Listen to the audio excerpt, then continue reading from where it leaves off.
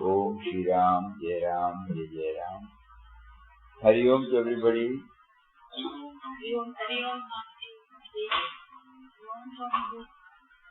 Day for yesterday, where did we leave? Any idea? About preparation for death. Understanding laws and practices. About preparation for death. Okay. Though we started with yoga, yeah, you are right. We ended with that. So one sloka we will take it from Bhagavad Gita.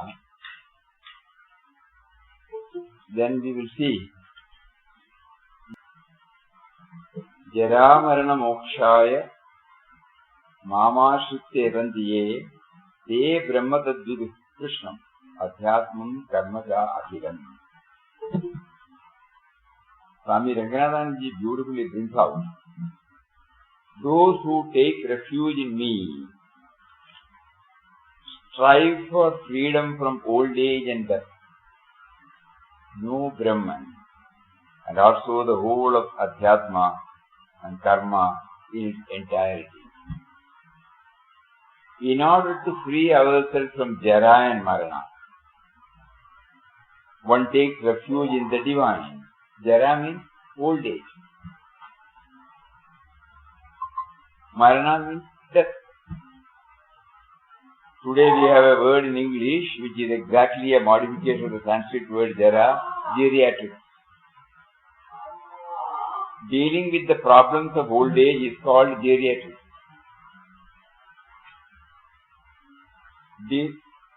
That is called Jara. Jara and Marana are the two big problems of modern society. Jara Marana Moksha means freedom from old age and death.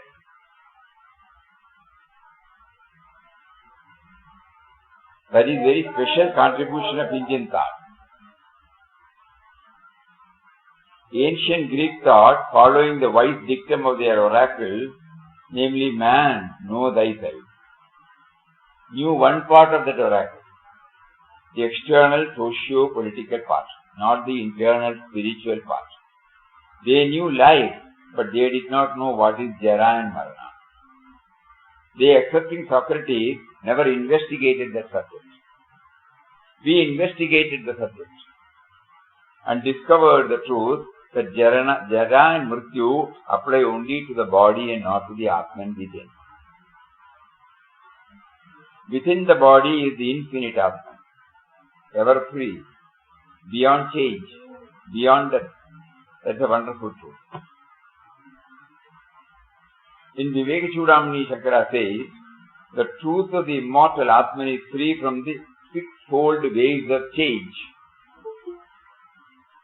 But it is available by the heart of yogis and unavailable by the senses. What are they? First, a thing is born, jayate. Then it gives us the. It exists. Till then it was not there. Then vardhate, grows. A baby grows.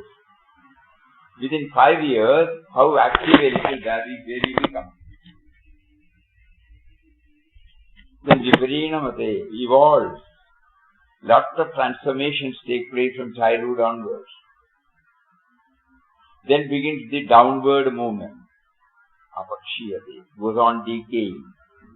And finally, nashyate, dies, ceases to exist. These are called the sixfold waves of change affecting everything in the world, including the solar system. They all have a birth, have a growth, have a development, have a decay, and finally death. But behind this world of change is the changeless, the eternal, the immortal. That was the scientific discovery of the Indian sages, pursuing the science of human possibilities or the science of human resources.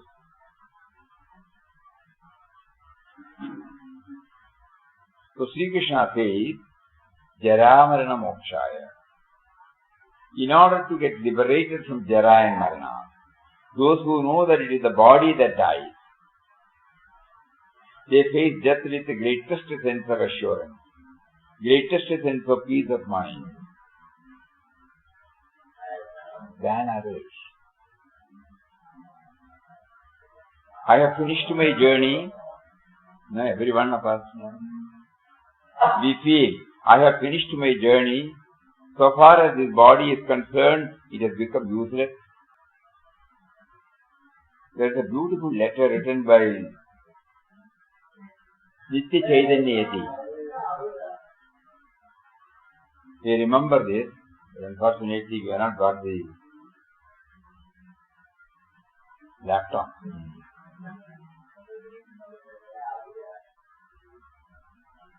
There, Nitya Chaitanya was a great saint. He was the follower of Nataraja Guru, who was the direct disciple of Narayana Guru. He dropped the body after 76 years. 2 days before he dropped the body, nobody knew this. We were told he wrote a letter and it got published after he passed away, after 2 days, 2-3 days. That is how we came to know this, through one of his disciples. In Malayalam it was written. It's a beautiful letter. Every one of us, especially those who have passed this 75, it is better to read and reread and reread. What a thanksgiving letter, before you drop the body. At the end he says, he is full of positivity. Right from my childhood, I have been the recipient of love, care, concern from my parents, my teachers, and everybody poured their grace on me. Then 24 years, my Advaita Guru taught me everything. Then God made me to bring out, to become a lover of nature, lover of arts, so many things like that. Now the time has come to fold our wings. When I look back, no grumbling, no complaints. Everybody was good to me. Everywhere there is goodness.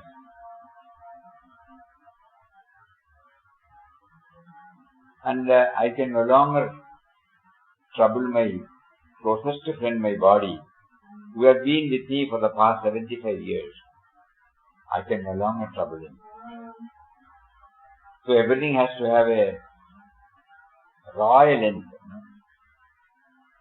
And I have to contribute my portion also to that, means becoming content. And he says, I am grateful to you, O Lord, for all that you have given. So the sense of individuality, before it gets erased, effaced from the scene, looks back its own life and find only what all God has given through many of His forms, in the form of goodness. And finally, without grumbling, without complaints, the body is stopped. So here, Ranganathananji says, what is it that we have to develop?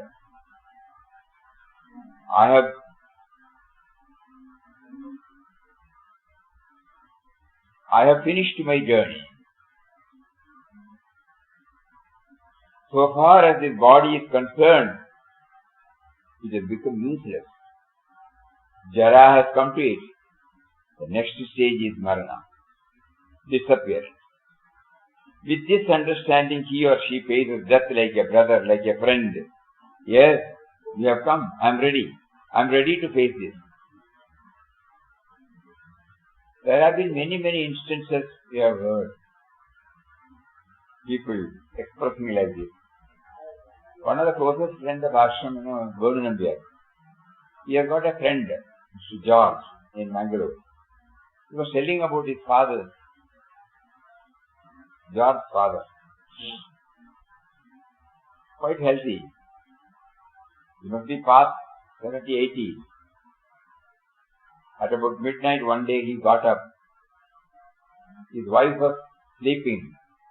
He shook her, made her to get up. He kissed her on the forehead and she said, "I am going." He fell dead. With joy. Many such instances. So this is not a theory. This is not. Many.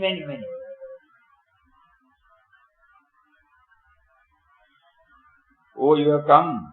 I am ready. I am ready to face this. This attitude comes from knowledge because we know that the true self is beyond the sixfold waves of change. Whatever is material, whatever is physical is changeful. Not that one which is pure consciousness. Shankara puts it in his Brahma Sutra Bhashya, Nitya Shuddha, Nitya Buddha, Nitya Mukta Paramatma. Eternally pure, eternally awakened or illumined, eternally free. That is the nature of the Atman. Atman is never subject to any condition because we don't know the truth.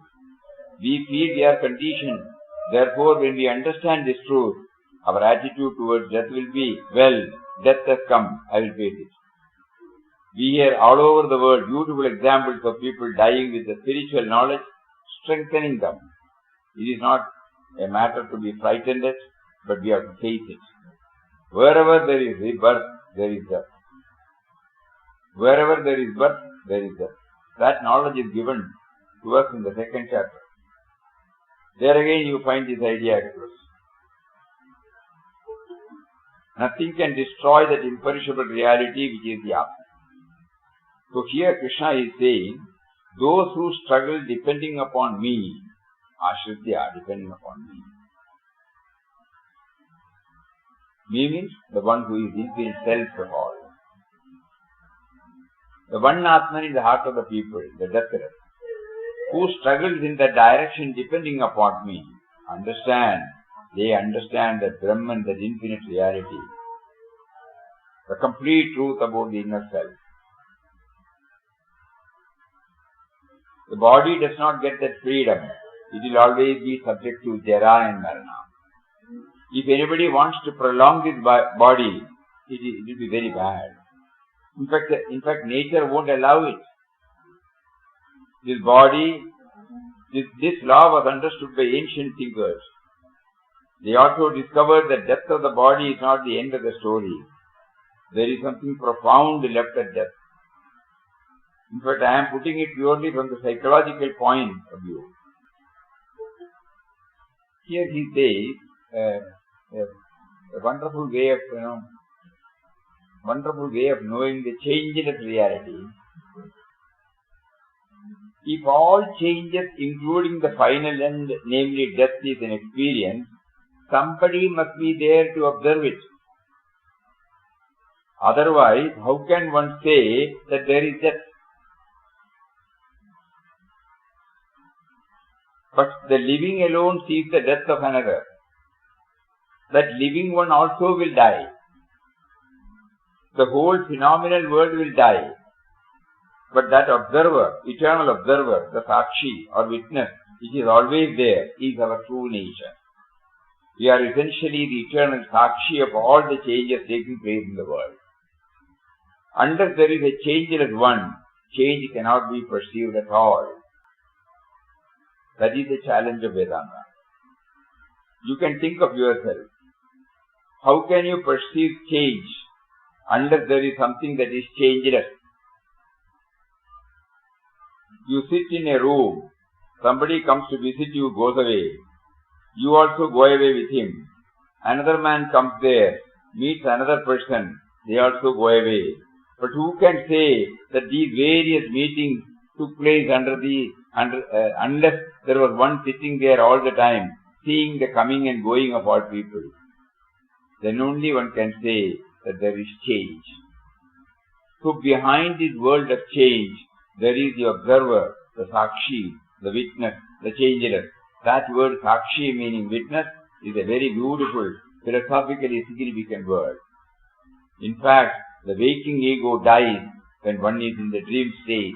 The dream ego will also die in the dreamless state of deep sleep. Who understands the forming and going out of the two egos? That one is the Sakshi or witness, the ever-existing reality. That is the logic and language of Vedanta. So it is infinite and immortal consciousness, which has just begun to be mildly recognized in a modern nuclear science. Consciousness is one and non-dual. There are no two or more consciousness. It is singular, of which the plural is unknown. We don't say consciousness, no. We don't add as to consciousness. It is singular. It is singular, of which the plural is unknown. Shantam, Shivam, Advaitam, Chaturtham, Manyate sa Atma sa Vijnayaha, says the seventh verse in the Mandukya Upanishad. The Turiya, the fourth, beyond the states of waking, dreaming, deep sleep. Shantam means unchanging. Shivam, all that is auspicious. Advaitam, non-dual. Manyate is considered as Chaturtham, the fourth. Sa Atma, that is the Atma. Sa Vijnayaha, that is to be realized. So Sri Krishna tells here, I am the infinite Atman, of the nature of pure consciousness. I am in the heart of all things. Depend upon me. You can face the challenge of that. Then you will understand all about Adi Buddha, Adi Devam and Adi Yajna. So here even if we forget about all the other things, one thing is becoming clear now. When Swami Nitya wrote like that is a fulfilled life, There is a beautiful prayer we have received. Here that prayer says, O my Sadguru, you are verily the Lord of the universe, pulsating, activating, supporting everything. And it is you who have sent me over here to translate your message into reality. I am only carrying out your commands. I beseech you to see to it that no pride or self-esteem enters my heart, no thirst for name or fame creeps into my mind. All the burden and responsibility that you have placed upon me are verily yours. Bless me so that I may carry on your work only as an instrument in your hand, and that I may offer all the fruits of work unto you. Guide me always in the right path. So that means, we have been assigned, we have come here at somebody's command. So when he has fulfilled what is to be done through this instrument, naturally we have to go back to the green road.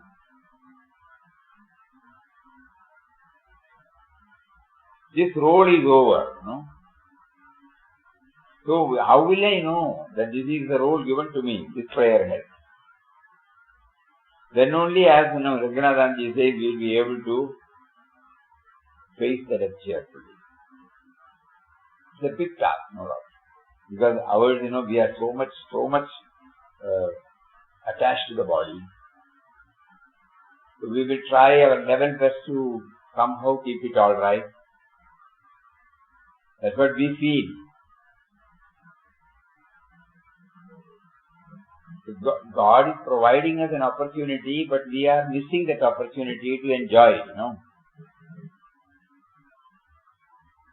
He has sent us with a particular mission. And that is why He made many people, family people, many professional people, social, a part of the society, gave them various types of jobs, interconnected, interlinked, interdependent, everything is there. We forgot. We thought it is me and mine, me and mine, me and mine. We are planning, we are doing, we have earned, we have lost. we have acquired this property, all those things enough. As spiritual aspirants, we are not talking about others. As spiritual aspirants, as Papa's spiritual children, should we not think about all these? If we have been given this tuition right from our time, right from our young age, probably we would not have found it difficult to accept it now. So far, even though we are devotees of Papa, we have been thinking only in terms of me and mine. That is why these words are not palatable to us. We cannot understand. It is very clear, every one of us has been sent here. You have sent me over here to translate your message into reality. I am only carrying out your command. I beseech you to see to it that no pride or self-esteem enters my heart, no thirst for name or fame creeps into my mind. All the burden and responsibility that you have placed upon me are verily yours. Bless me so that I may carry on your work only as an instrument in your hands, and that I may offer all the fruits of work unto you. We can only hear. We will not give this to God, because it has become so close to our heart. All the so-called likes and dislikes, prejudices, assets, everything, the creature comes first. It is difficult to part with it. But now He has facilitated us to hear these words. We will try. If we don't remember that He has assigned the job, that is why we have taken this birth, how can we hope for total redemption?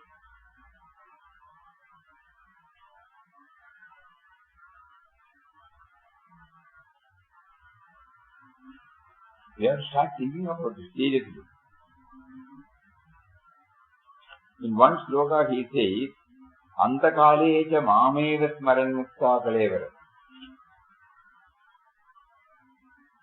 He who at the time of death, meditating on me alone, goes forth leaving the body, attains my being, there is no doubt about it. How will I remember him at that time? The last moment is called Antakala. Mam eva smaran, thinking of me alone. Kalevara, casting away my mind. The nature of death in India means the soul casting away the body. I am the soul, I am the self, I am not the body, I am in the body is my instrument. So death in India means the soul casting away its body. Very often a troublesome body, which is useless for the purpose of life, wherefore it is time to drop it away. That is the nature of it. So, Antakale cha mameva smaran. At that moment of death, that person is thinking of me, Sri Krishna or Vishnu.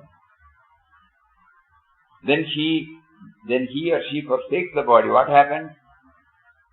One who dies like this, he or she attains to my being. Whatever we think at the last moment of our life, that has a tremendous determining power for the future. So in this case, one who thinks of me at the last moment will certainly come to me. There is no doubt in regard to this matter. This is the belief in every religion. You may not clearly know what the future is, but this much we know, that if we keep our mind fixed on the highest, the divine, that future is going to be bright. That is the belief. That is why at the time of death people think of God, reciting mantras, sing bhajan. We do all these so that that person passes away with a tremendous impression of the divine within. Often the question is asked, how is it that at the last moment alone determines the future? But we must know that the capacity to lift the mind to the divine at the last moment comes only from long experience through life. We train the mind throughout the life for the last moment. Otherwise we fail to fix the mind on the divine when we are not interested in the subject at all. So that training makes us fit to fix the mind on the divine at the last moment. So now we combine the prayer. No? If we have to remember him at the last moment, we have to keep on reminding us that with a specific job, he sent us to this world. He gave us a body, mind, intellect equipment. He gave us a sense of individuality. He gave us the field. And we are doing it. We may be playing the role of a family man, a professional man, a social being, but all his.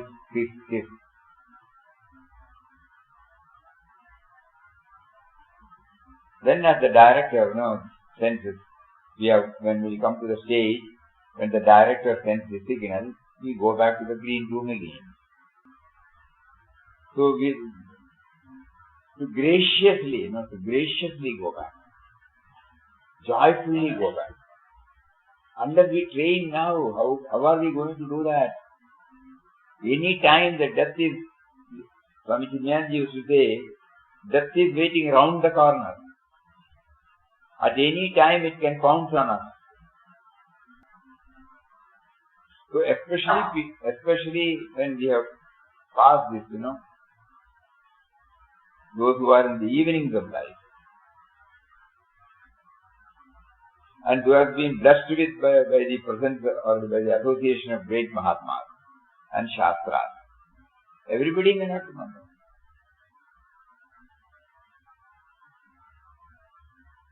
Certainly all of us have been blessed with the presence of so many, we have the association with so many Mahatmas. We had access towards so many Shastras. At this stage, whether it is possible to imbibe is a big question. Still, we can still try. When we read that director of Nitya Chaitanya, God was teaching us, this is the attitude you should have before you leave the body. You must have the fullest satisfaction that you have discharged the duties assigned to you with the capacities you have been given by Him. There is no regret. Santushto yena kenajit. Contented. We are now, Vanaprastha stage, we are now acting only whenever somebody needs something, we just say yes. If somebody asks our opinion based upon the experience God has given, we can share our experience. But totally detached. Packed everything and keeping ready for the final journey. But at the same time, we don't have to be pessimistic, we don't have to feel demotivated or dispirited, we can be active till the last moment. But the attitude is different now.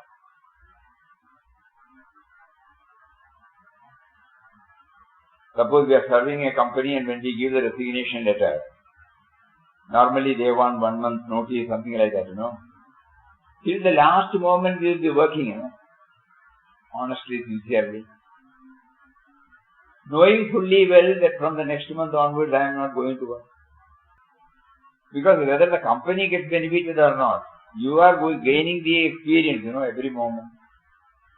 That will help you in your next vocation. So whether it is possible, yes, it is possible. We have been doing it.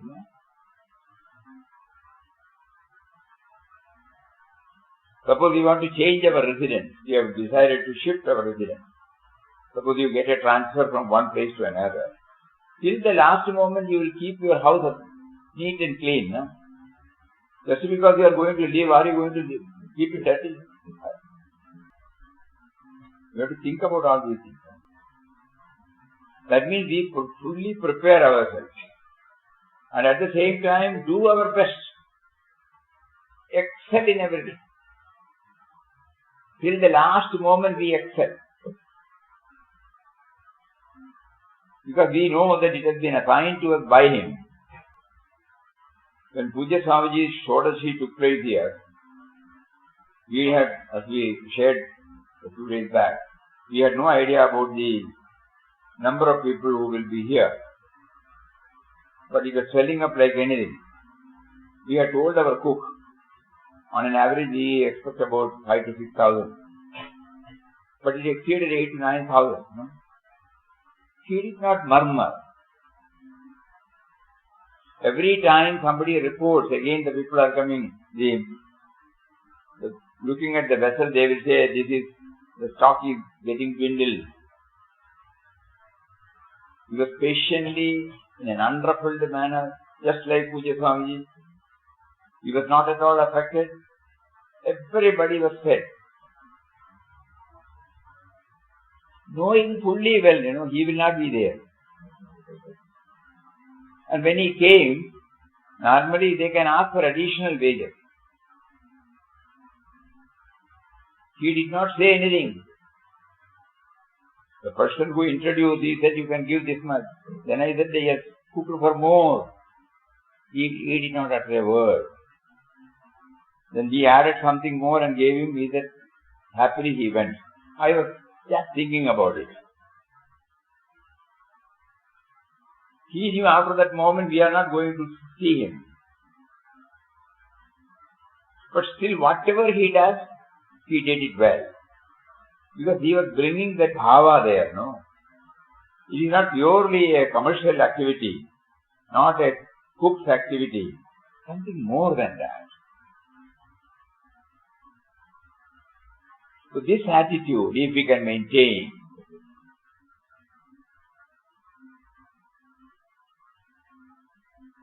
the other day we said, Shankaracharya compared his body as a residence. So when we leave this residence, till we leave, we keep it clean. Before the demolition takes place and we move to another, suppose it has become old, it needs not repair. Repair, we tried. Going to the hospital, coming back, going to the hospital, coming back. That is the repair. But when a stage reaches when only replacement, demolition, we have to build a new house after demolishing it. But even till last day, so long as we are staying there, and we will have a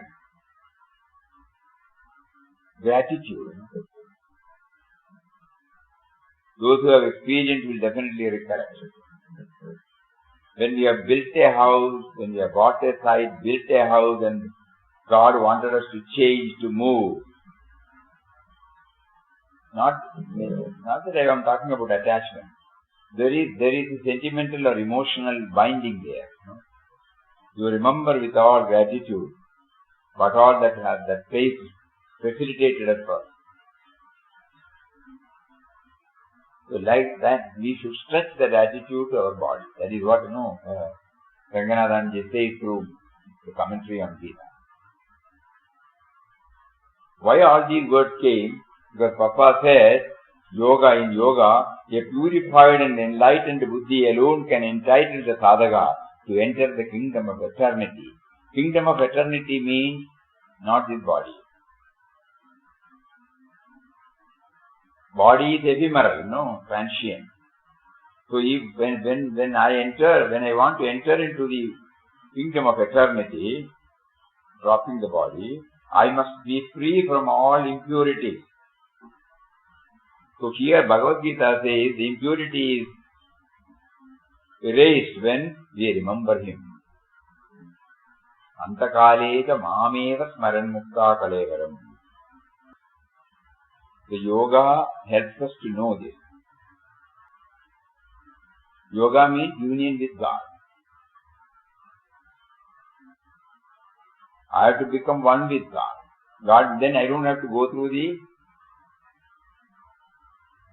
cycle of birth and death. If I again get into the cycle of birth, all these things will be repeated again, Jara Maranam. The sixth, just now we read. All those things I have to, I have no exception. Birth, growth, decay, disease, death. Suppose if you have done enough manana on this, then as a spiritual aspirant, we will start praying, I don't want this anymore. Enough of it. So you should take me as soon as the body, as soon as the time comes when you relieve me from this body. It should not be suspended in the subtle body, again getting into another womb, again going through the Jara Marana. I don't want that. I want to straightaway come to you. But one condition is there. God says it should be purified. That means there should not be any subtle body there. Unfulfilled desires should not be there. Vasanas should not be there. Ichha, dvesha should not be there. Malice and desire, no? And contentment. Gratitude, no? You gave me this, I have done. With the blessings you have given, with the facility you have given, you have made me to discharge everything to the fullest satisfaction. I am content, I am ready now.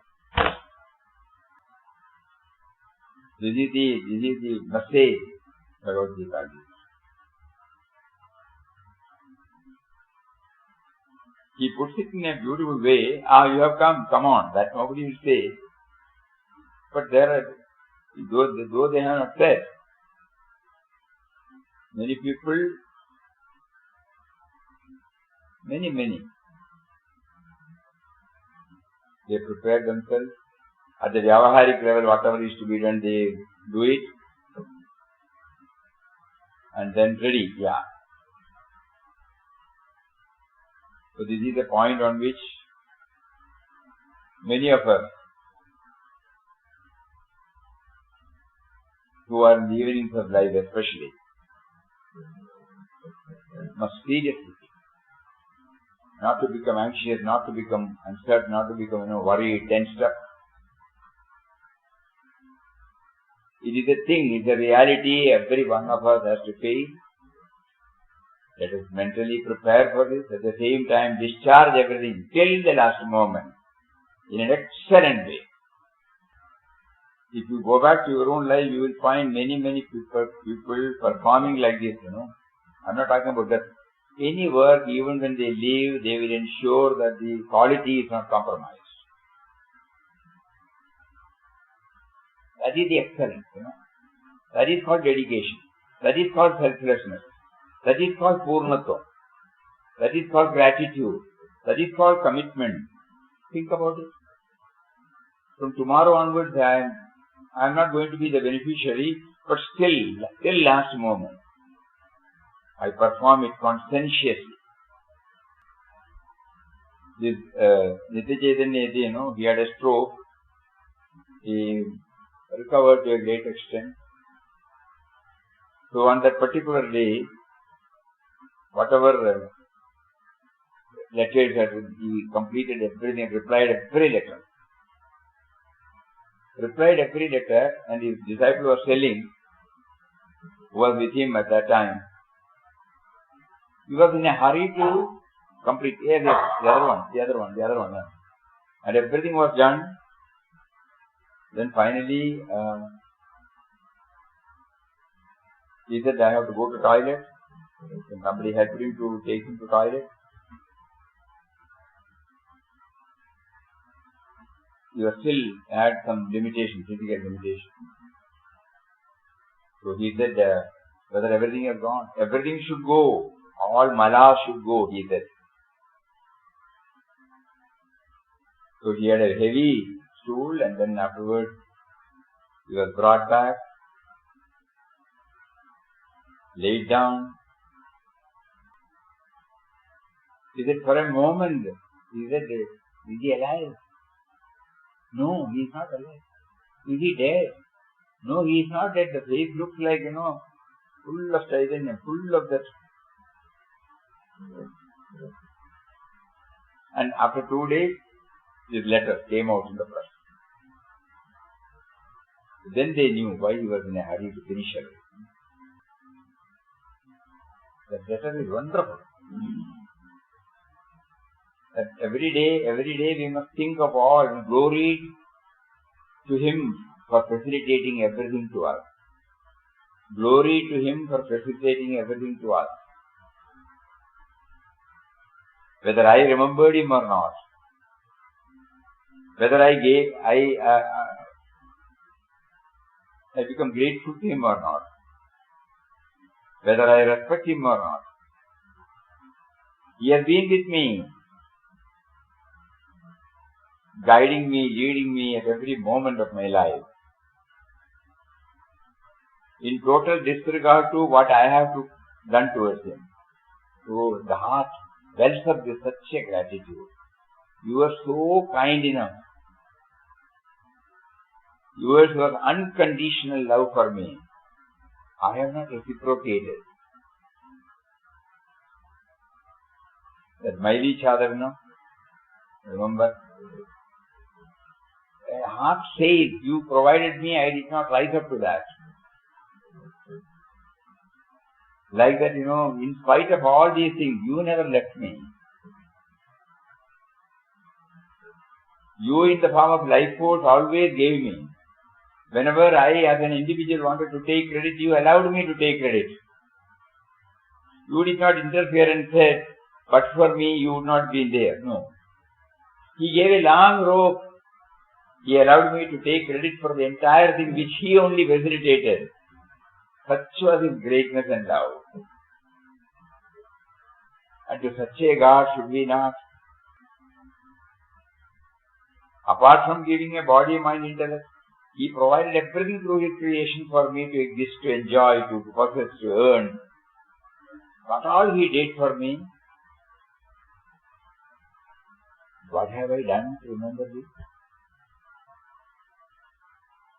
That is why Chinmayanji said, I don't deserve to be saved, yet Lord, I am tired. Because deserve, I am not, I don't deserve. The ego born out of me has now become a mighty power, ruling over me relentlessly, and in front of this usurper of my bosom, I am but a slave. To free myself from this great inner tyrant, I need now a mighty friend, a powerful, sympathetic friend. And who can it be except you, O my Lord? Save me, help me please, and even here, what right have I? See them? The slave of my own passions, the non-believer all these years, to seek your help now. True, I have no face to meet thee. O Lord, I have nothing to offer thee except my own tears. I have nothing to claim for myself except the fatigue of my indulgence, the stink of my selfish acts, the sweat of my passions, the thoughts of my attachments. In fact, I don't deserve to be saved, yet Lord, I am tired. Beaten out completely, exhausted thoroughly, repentant fully, helpless wholly. I surrender myself to Thee and to Thy grace. I claim a hearing and expect help from Thee. Are not Thou the ocean of Kripa, of grace, of kindness and of love? Won't Thou in Thy kindness take pity on me and once more destroy the old enemy, Mura in my bosom, the bundle of my own wretched vasanas? What a moving, touching prayer. We are placing everything before Him. Though He has been with us, we have ignored Him. If at all we have done some so-called labored spiritual practices, it is purely for to meet with our physical requirement, mental requirement, emotional requirement, our intellectual requirement. never for remembering him.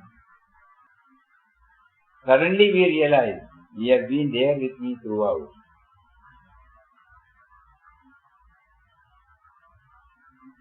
Rakha. You have been with me throughout. And if you were not there, I would not have been. But still you accommodated all my nonsense, all my deficiencies, insufficiencies. Lord, enough is enough. If you give me one more chance, I may do the same thing. So better don't give me any more chance. Make me one with you.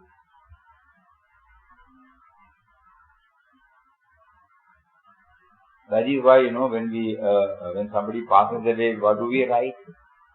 We pray for Papa's blessing, for the dear departed soul to rest in eternal peace at his lotus feet.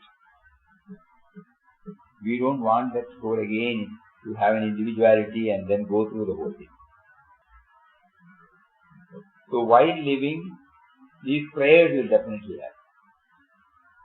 This recognition of the reality, what have I done so far? Even in our case, we would have done Ram Nam. How are we doing Ram Nam? To develop this gratitude.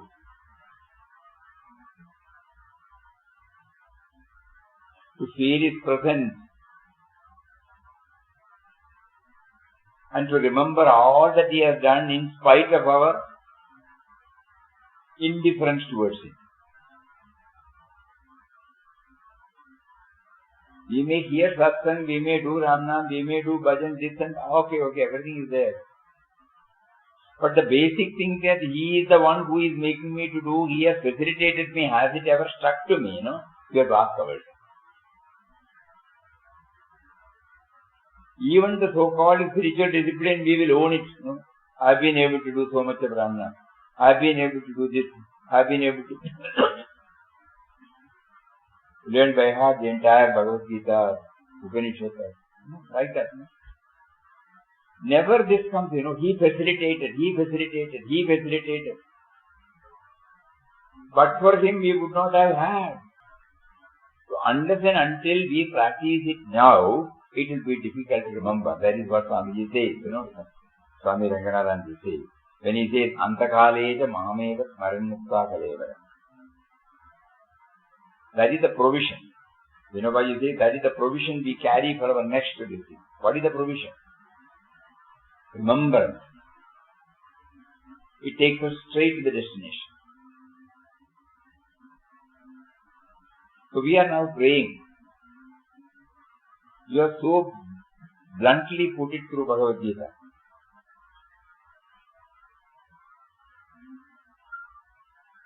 Through the prayers you made us to read. Even in our prayer here, universal prayer, how do we close it? Remember? Make me thine and thine only. Forever and ever. Make me ever feel thy constant fellowship. May my life be guided and controlled by thee. Thy presence be ever with me, in me, and everywhere around me. I beg of thee. I prostrate before thee. Hearken to this heartfelt prayer of mine, and make me thine and thine only, forever and ever. I don't want any other suffix or prefix. I am somebody, I am so and so. No, I want only thine and thine only.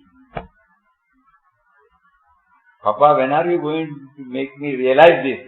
That should be our heartfelt prayer.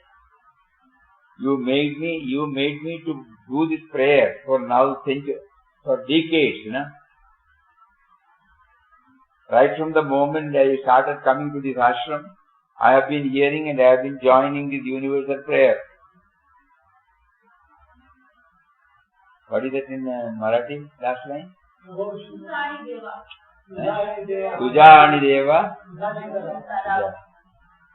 Tuja ani deva, tuja chika. We have heard, we have sung, we have heard, we have sung, we have repeated. Decades. But the meaning is that I should become one with you, no? I have not realized that when I was young. Now slowly we are realizing. I want to become one with you. Why, now I feel, in spite of my indifference, insufficiencies, deficiencies, disqualifications, my reputation, still you did not leave me. You have never abandoned me. You allowed me to take credit of anything that you made me to do. You made me to feel the sense of possession, ownership, though ultimately it was you who facilitated. I have never brought you in the picture. Whenever I excel, I learn the expertise. I have never thought that you were there, that but for you I would not have been. So when somebody says you have done a good work, I immediately take that credit to myself. I never pass it on to you. In spite of all these, you never left me. That is why I am praying to you, make me thine and thine only.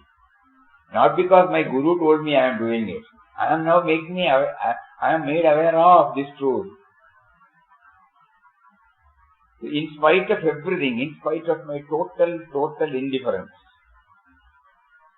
still you did not leave me.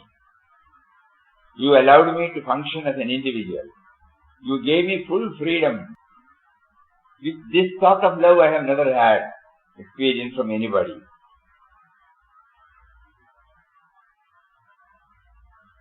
So having become aware of the recipient of this unbounded and unconditional love, I have only one prayer. Make me thine and thine only forever and ever. It is really, really, really touching. Because how Papa is connecting up through the yoga from yoga to eternity. He wanted, we wanted us to go to join, A purified and enlightened buddhi alone can entitle the sadhaka to enter the kingdom of eternity. To become one with you, make me thine and thine only. That is called eternity. How do I do that? So you have now prompted. You made us to get in touch with the particular portion of the Gita. You reminded us of everything what has been taken place. You made us to go through the touching prayers. Now let us keep up the same tempo. Let it not get extinguished the moment the session is over. For that also we need His grace, we need His remembrance. Next moment, we will again get back to ourselves. Give me some technique by which this is being kept up. Because Papa talks about the best subject, surrender. And in the surrender, this is called surrender. At the height of, outwardly we may be at the height of all achievements. But suddenly we realize, you remember that thy glory? You remember the last line? O Lord, I have nothing to ask of you. I am blessed with all that one can hope for, ask for. I have a mind to think. It is thy glory. I have eyes to see, ears to hear. All these are thy glory. I have in front of me a world so vast, so variegated, enough for me to express myself. Again it is thy glory. I can make, I can unmake. All these possibilities are again thy glory. I can even make this prayer to you. This capacity to appreciate you is again thy glory. I seek from thee nothing. For you have given me everything. Inside me, outside me. Your presence is something that I can't miss. I don't want to miss. Let thy grace be upon me. This is the sweetest portion here. Let thy grace be upon me, not to gain anything new, but to make me see thy glory. In all my achievements, in all my capacities, let me see thy glory.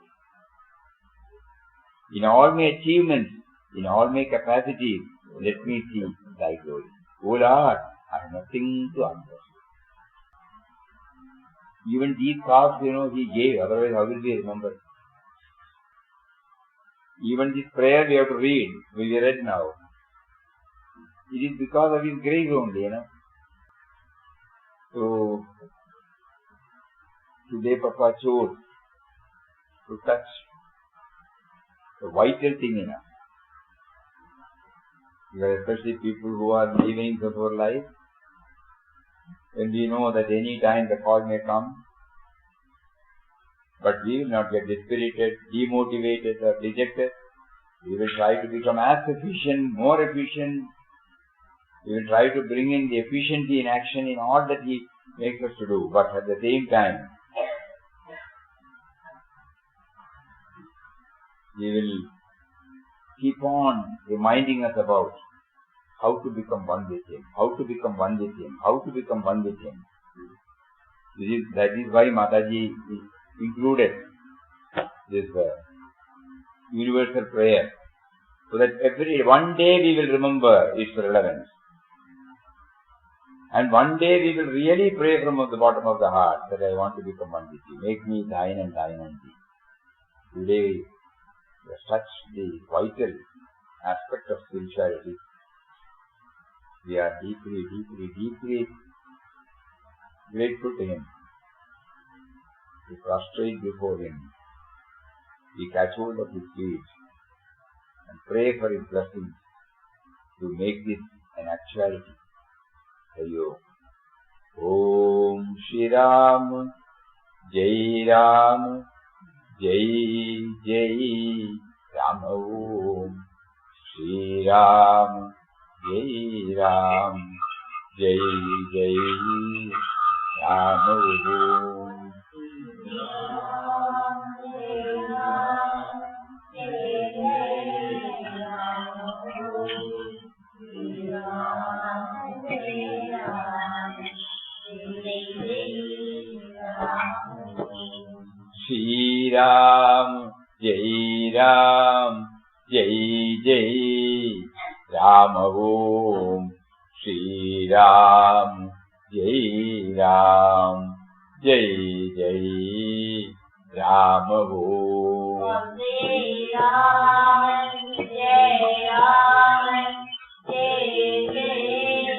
Ram.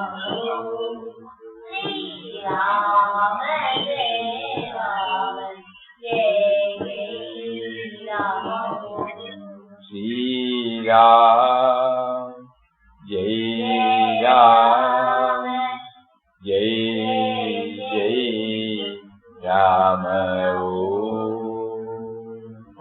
Shri Ram, Jai Ram, Jai Jai Ram.